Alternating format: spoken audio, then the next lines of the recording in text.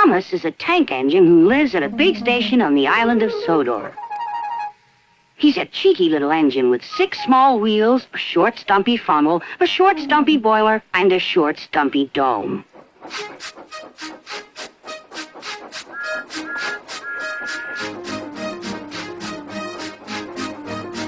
He's a fussy little engine, too, always pulling coaches about, ready for the big engines to take on long journeys. And when trains come in, he pulls the empty coaches away so that the big engines can go and rest.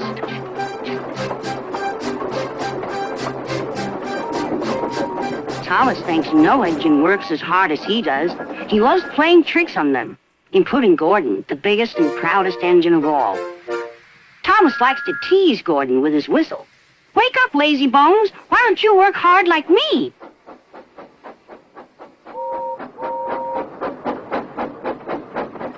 One day, after pulling the big express, Gordon had arrived back at the sidings very tired. He was just going to sleep when Thomas came up in his cheeky way. "Wake up, lazy bones! Do some hard work for a change! You can't catch me!" And off he ran, laughing. Instead of going to sleep again, Gordon thought how he could get back at Thomas. One morning, Thomas wouldn't wake up. His driver and fireman couldn't make him start. His fire went out and there was not enough steam. It was nearly time for the express. People were waiting, but the coaches weren't ready. At last, Thomas started. "Oh, dear! Oh, dear!" he yawned. He fussed into the station where Gordon was waiting. "Hurry up, you," said Gordon. "Hurry up yourself," replied Thomas. Gordon, the proud engine, began making his plan to teach Thomas a lesson for teasing him. Almost before the coaches had stopped moving, Gordon reversed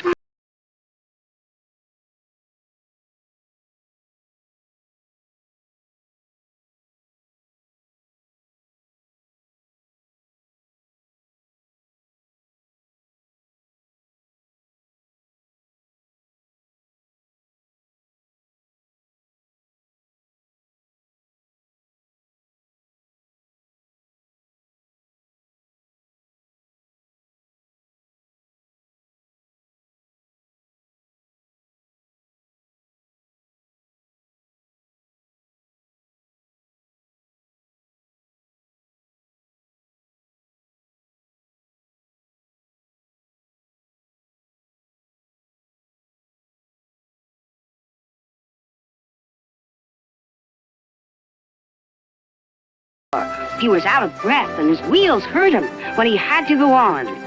"I shall never be the same again," he thought sadly.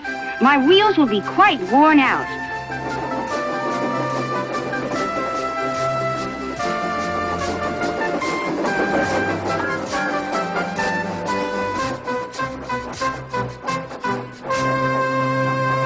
At last, they stopped at a station.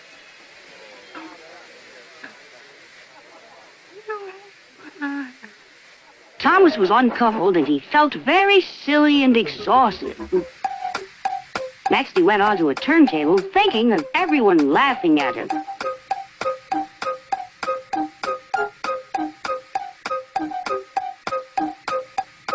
And then he ran onto a siding out of the way. "Well, little Thomas," chuckled Gordon, "now you know what hard work means, don't you?" Poor Thomas couldn't answer. He had no breath. He just puffed slowly away to rest and had a long, long drink. "Maybe I don't have to tease Gordon to feel important," Thomas thought to himself, and he puffed slowly home.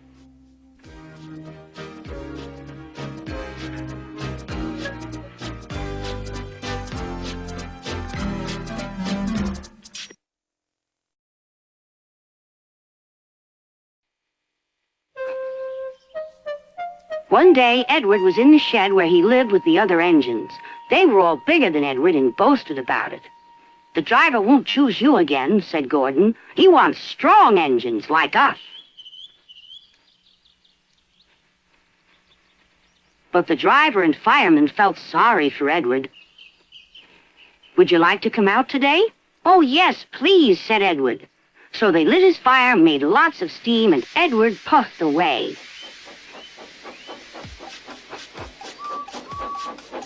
The other engines were very cross at being left behind.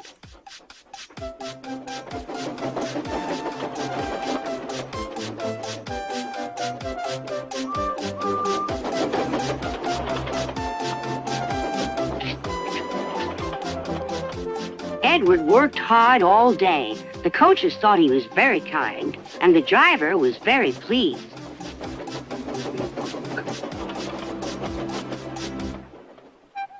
I'm going out again tomorrow, Edward told the other engines that night. What do you think of that? But he didn't hear what they thought, for he was so tired and happy that he fell asleep at once. Next morning, Edward woke up to find nothing had changed. Gordon was still boasting. You watch me, little Edward, as I rush through with the express. That will be a splendid sight for you. Goodbye, little Edward. Look out for me this afternoon.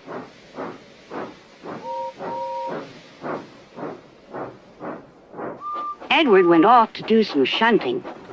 He liked shunting. It was fun playing with freight cars. He would come up quietly and give them a push. Then he would stop, and the silly freight cars would go bump into each other. Oh, they cried, whatever is happening?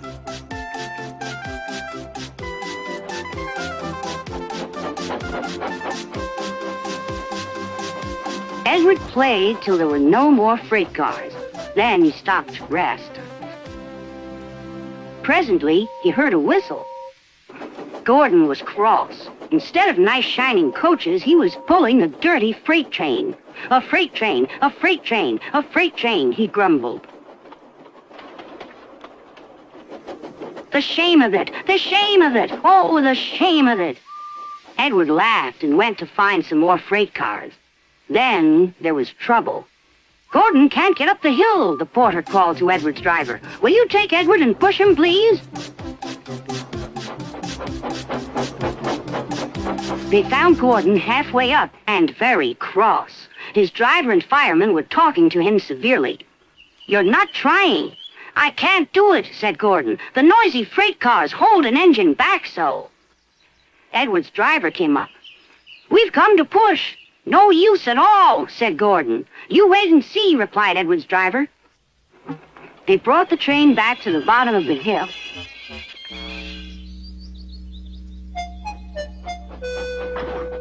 I'm ready, said Edward. No good, grumbled Gordon. They pulled and pushed as hard as they could.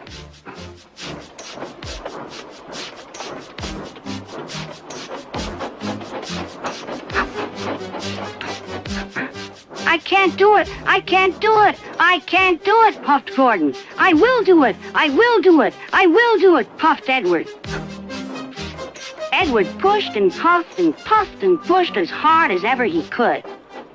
And almost before he realized it, Gordon found himself at the top of the hill. I've done it! I've done it! I've done it, he said proudly. He forgot all about kind Edward and didn't say thank you. Edward was left out of breath and far behind, but he was happy because he had been so helpful.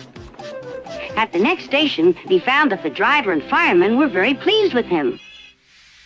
The fireman gave him a nice long drink, and the driver said, I'll get out my paint tomorrow and give you a beautiful coat of blue with red stripes. Then you'll be the smartest engine in the shed.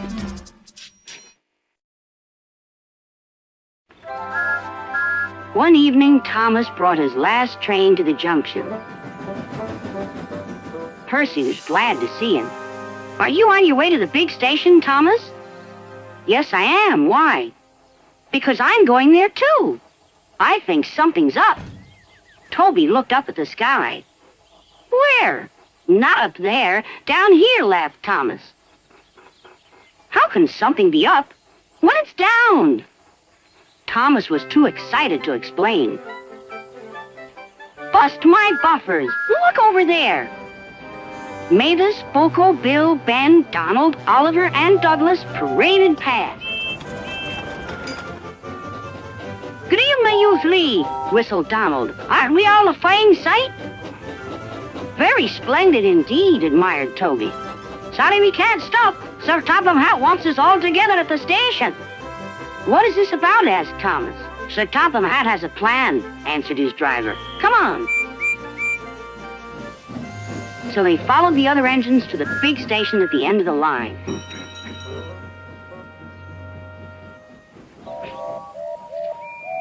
Silence, called Sir Topham Hatt. I have an important letter to read from a little girl who is 5 years old. Dear Thomas and all the engines, please, can I meet you? My friends say they would like to meet you, too. You could come to my house for tea, but my mommy says there aren't any railway tracks to my house. Can you come to the station instead? Thank you very much. It seems, continued Sir Topham Hatt, that there are many girls and boys who would like to meet you. Therefore, we're all going to the big city far away. Hooray! Hooray! The engines whistled. Silence! Other engines will be working here while you're away, so please show them what to do. As Annie and Clarabelle were going to the big city, too, Thomas and Oliver practiced with some other coaches.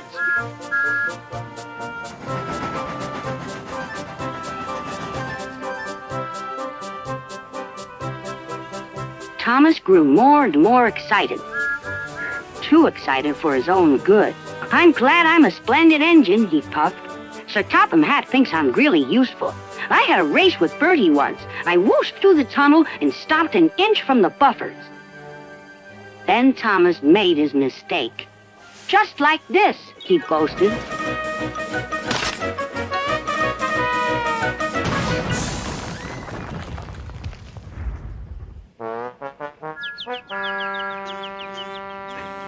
No one was hurt, but Thomas's front was badly bent. They telephoned to Sir Topham Hatt. I'll send up the workmen, he said. But if they can't mend Thomas in time, we'll have to go to the big city without him. Poor Thomas. 8 o'clock next morning, the engines waited at the junction. Toby and Percy were each on a truck, and Duck had pushed them into place behind Edward. Gordon, James, and Henry were waiting to lead off. They whistled impatiently. Sir Topham Hatt looked at his watch. I'll wait 1 more minute for Thomas, then we have to go.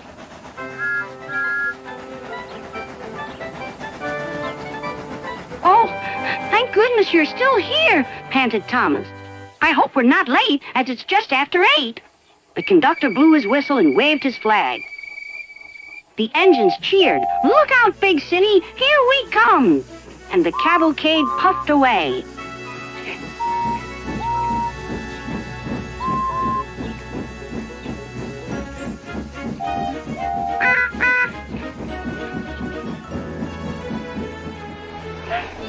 Later in the big city, all the engines were lined up in a splendid shed. The children were delighted to meet their friends. I'm glad the little girls wrote to us, whispered Thomas to Percy. Isn't it wonderful what happiness a letter can bring?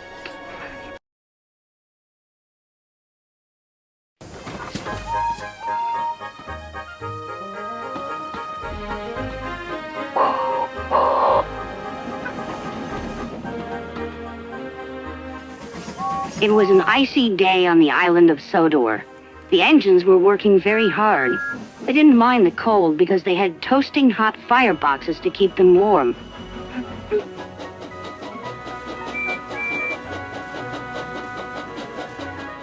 That evening, Sir Topham Hatt came to the sheds. There's a big freeze coming tonight, he said. James and Percy are to deliver extra coal to the stations. Yes, sir, they said eagerly, and Sir Topham Hatt drove away. You'd better hurry, teased Thomas, or scary Jack Frost might get you. Who's Jack Frost? Percy whistled nervously. Don't be so silly, sniffed James.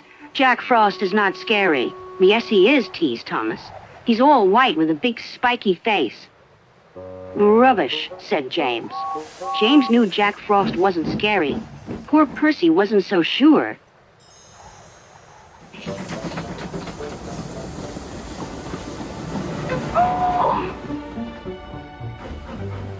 Percy shivered. Jack Frost is not scary. Jack Frost is not scary. Jack Frost is not scary.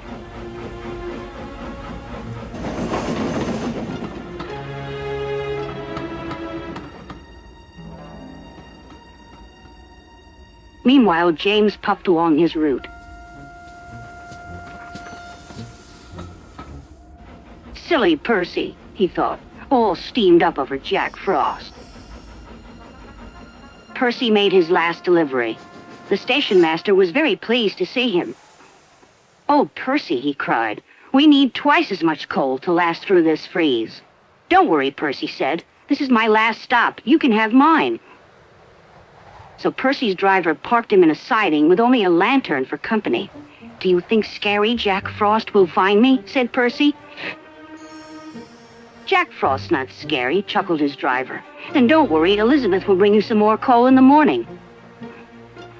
And then his driver and fireman went home to bed.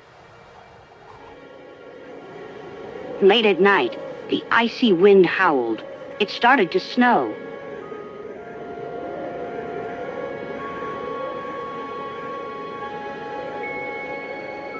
Soon Percy's face was so cold, an icicle hung from his nose. "Oh, bother," Percy stuttered, but it didn't sound like Percy. It was so cold, he could hardly make a sound.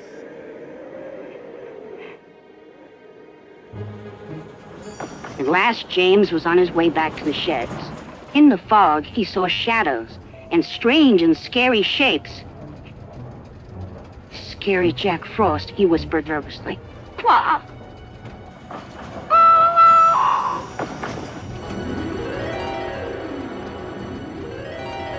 "Hello, James?" muttered Percy icily. "Scary Jack Frost," cried James, and he raced away as fast as his wheels could carry him. He didn't stop until he got back to the sheds. The next morning, Elizabeth brought plenty of coal.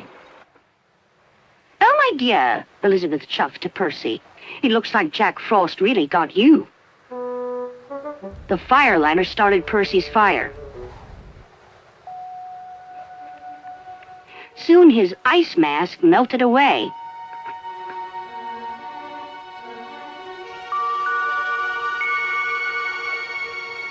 "So scary Jack Frost is only frost," tooted Percy happily, and soon he was as warm as toast. When Percy arrived at the sheds, James was bragging to the other engines. "I saw scary Jack Frost last night," James huffed. "He even knows my name." "He also knows that you ran away," teased Percy, and all the engines whistled, including James. But Percy's was the loudest whistle of all.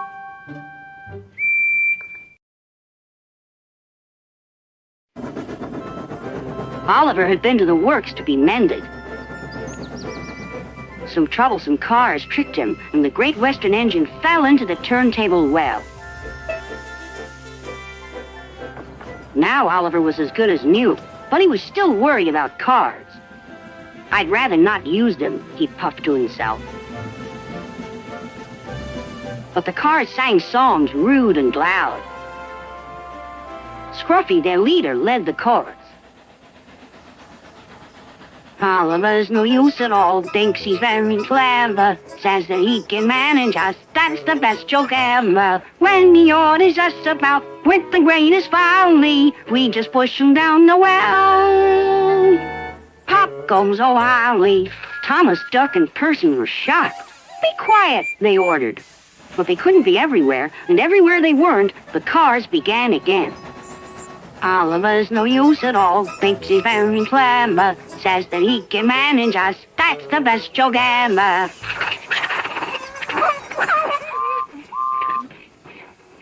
At last, the engines gave up.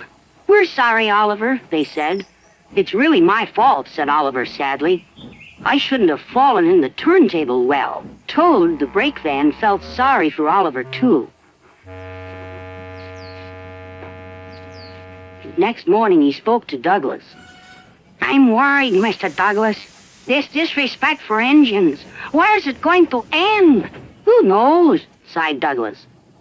"I've got a plan, Mr. Douglas.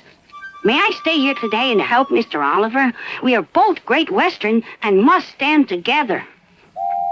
Certainly, Toad, replied Douglas and puffed away. Soon Toad was explaining his plan. Goodness gracious, Toad, I don't think you should suggest such a thing to Oliver. But Oliver interrupted. No, Duck, Toad's right. It's really my fault. I must put this trouble right. I meant no disrespect, you understand. Of course not, Toad. Anyway, Driver says the same, and he's arranged it with the station master. Very well, Oliver, conceded Duck. But I must hurry. My passengers will be waiting. Good luck. So long, smiled Oliver bravely, but he felt dreadfully nervous inside. Oliver marshaled the worst cars 2 by 2. That's the way, Mr. Oliver, whispered Toad. And if you leave that scruffy till last, then you'll have him behind you, and you can bump him if he starts his nonsense.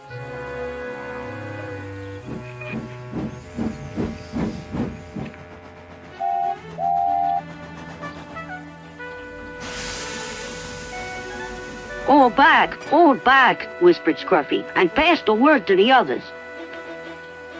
The silly cars, So Oliver knew what to do. There was plenty of sand on the rails, and his wheels gripped splendidly. He gave a great heave. Oh, groaned Scruffy. I don't like this. Go on, yelled Duck. Well done, boy, well done. Oh, wailed Scruffy. I'm coming apart.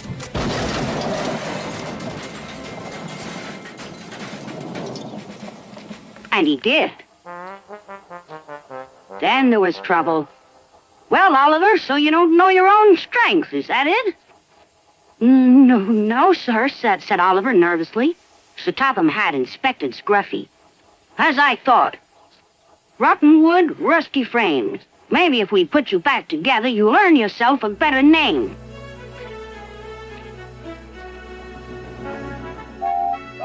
Nowadays, Oliver only takes the cars when the other engines are busy. But they're always quick to warn each other. Take care with Mr. Oliver. If you play tricks on him, you'll never be the same car again. Scruffy has learned his lesson and says nothing at all.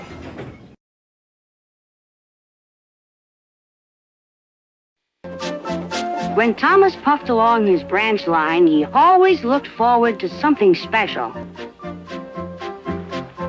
The sight of the river. As he rumbled over the bridge, he would see people fishing. Thomas often wanted to stay and watch, but his driver said no. What would Sir Topham Hatt say if we were late? Every time he met another engine, he would say, I want to fish. But they all had the same answer. Engines don't go fishing. Silly stick in the muds, thought Thomas. One day, he stopped as usual to take in water at the station by the river. Out of order. Father, said Thomas, I'm thirsty. Never mind, said his driver. We'll get some water from the river.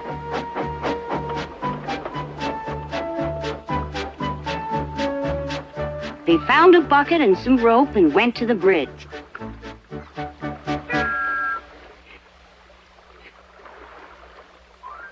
Then the driver let the bucket down to the water. The bucket was old and had 5 holes, so they had to fill it, pull it up, and empty it into Thomas's tank as quickly as they could, several times over.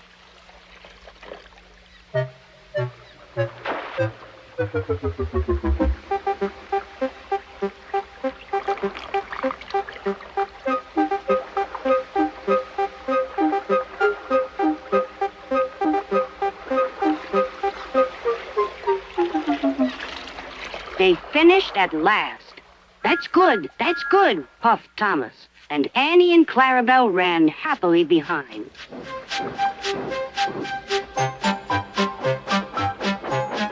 Suddenly, Thomas began to feel a pain in his boiler. Steam began to hiss from his safety valve in an alarming way. There's too much steam, said his driver. "Oh, dear," groaned Thomas. "I'm going to burst! I'm going to burst!" They damped down his fire and struggled on. "I've got such a pain! I've got such a pain!" Thomas hissed.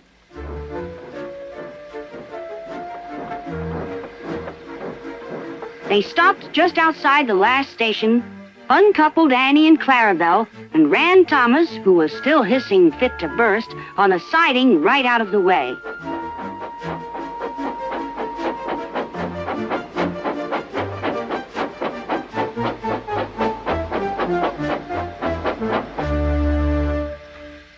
Then, while the conductor telephoned for an engine inspector, the driver found notices in large letters which he hung on Thomas in front and behind. "Danger! Keep away!" Soon the inspector and Sir Topham Hatt arrived. "Cheer up, Thomas," they said. "We'll soon put you right." The driver told them what had happened. "So the feed pipe is blocked," said the inspector. "I'll just look in the tanks." He climbed up and peered in. Then he came down. "Excuse me, sir. Please look in the tank and tell me what you see." "Certainly, Inspector," replied Sir Topham Hatt. He clambered up, looked in, and nearly fell off in surprise. "Inspector," he whispered, "can you see fish?" "Gracious goodness me! How did the fish get there, driver?" "We must have fished them from the river with our bucket," replied Thomas's driver. "Well, Thomas, so you and your driver have been fishing, but fish don't suit you. We must get them out." They all took turns at fishing in Thomas's tank, while Sir Topham Hatt looked on and told them how to do it. When they had caught all the fish, they had a lovely picnic supper of fish and chips. That was good," said Sir Topham Hatt. "But fish don't suit you, Thomas, so you mustn't do it again." "No, sir, I won't," said Thomas sadly. "Engines don't go fishing. It's too uncomfortable."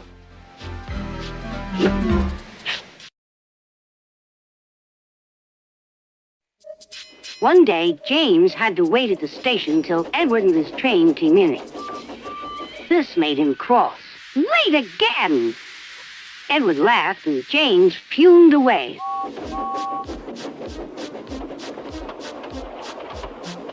After James had finished his work, he went back to the yard and puffed onto the turntable.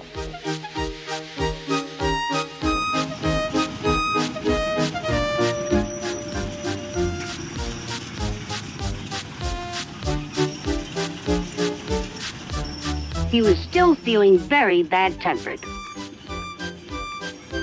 "Edward is impossible," he grumbled to the others. "He clanks about like a lot of old iron, and he is so slow, he makes us wait." Thomas and Percy were indignant. "Old iron? Slow? Why, Edward could beat you in a race any day." "Really?" said James. "I should like to see him do it."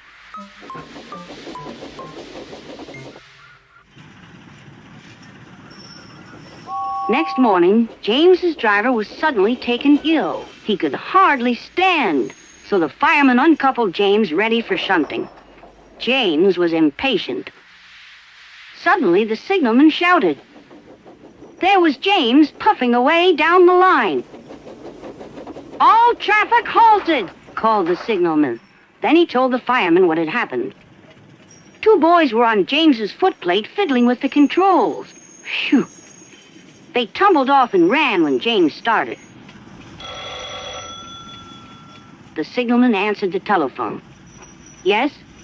He's here. Right. I'll tell him. The inspector's coming at once. He wants a shunter's pole and a coil of wire rope." "What for?" wondered the fireman. "Search me, but you'd better get them quickly." The fireman was ready when Edward arrived.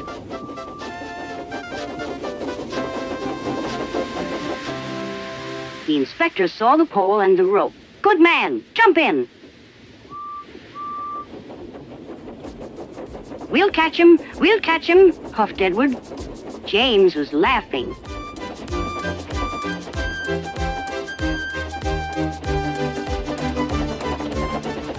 What a lark, he chuckled to himself.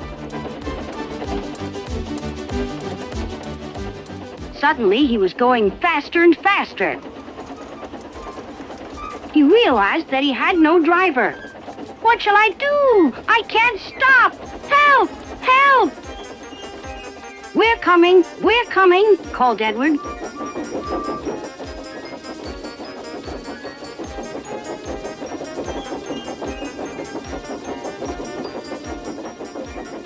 Edward was panting up behind with every ounce of steam he had.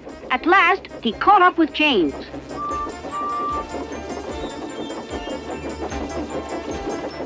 Steady, Edward, called his driver.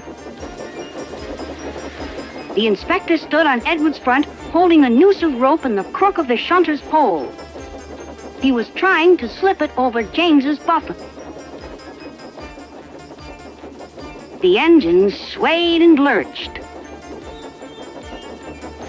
At last, got him, he shouted.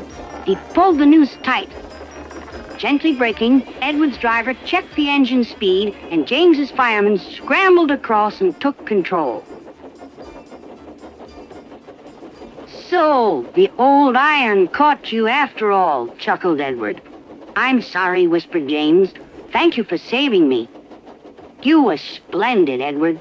That's all right, replied Edward.